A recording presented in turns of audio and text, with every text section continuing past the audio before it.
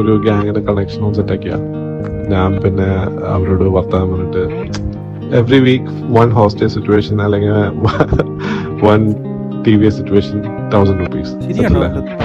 അതെന്താ ബ്രോ? അപ്പൊ MRC-ക്കകത്തുള്ളവന്മാരൊക്കെ കഴിവില്ലാത്തവന്മാരാണ് ബ്രോ, അങ്ങനെ പറയണ്ടായിരുന്നു ബ്രോ.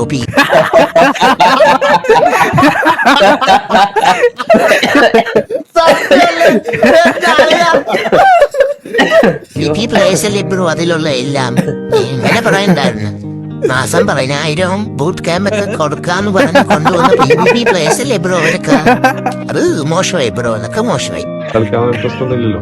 അപ്പോ നമ്മള് ഗെയിമിന്റെ റൂൾ വെച്ചിട്ട് ഗെയിം അഡ്മിൻസിന്റെ റൂൾസ് ഒക്കെ POV എല്ലാം വെച്ചിട്ട് നമ്മളും കളിക്കുന്നു.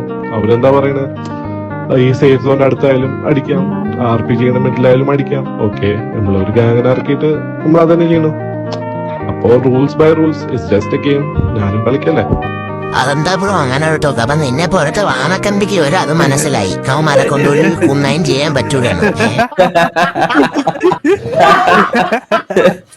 അയ്യോ സത്യല്ലേ, അവന്മാർക്ക് വരെ മനസ്സിലായി വെളിയിൽ നാളെ ഇറക്കണോ, ഇവന്മാരെ കൊണ്ട് പറ്റൂലത്. എന്റെ അമ്മ.